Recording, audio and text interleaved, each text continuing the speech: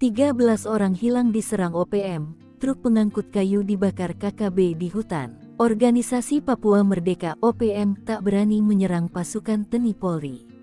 Sebagai gantinya mereka menyasar warga sipil. Dilansir tribunpapua.com, kelompok kriminal bersenjata KKB membunuh satu warga sipil bernama Abdul Muzakir di Kabupaten Yahukimo, Papua Pegunungan, Rabu tanggal 31 Juli tahun 2024.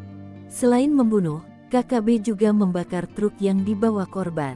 Hingga saat ini, 13 penumpang yang berada pada bak truk bagian belakang belum diketahui keberadaannya dan masih dalam pencarian oleh tim gabungan Satgas Ops Damai Cartens dan Polres Yahukimo. Benar telah terjadi pembunuhan terhadap warga sipil dan pembakaran satu unit truk di Kabupaten Yahukimo yang dilakukan oleh KKB wilayah Yahukimo, ujar Kepala Operasi Damai Cartens Brigjen Faizal Ramadhani, Kamis tanggal 1 Agustus tahun 2024.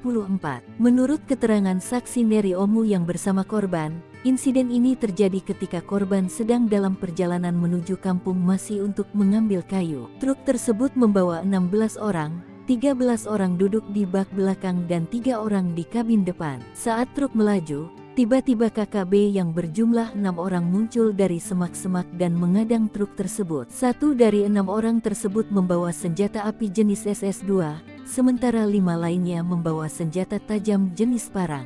Melihat ancaman tersebut, korban Abdul Muzakir segera memutar truk untuk melarikan diri ke arah kota.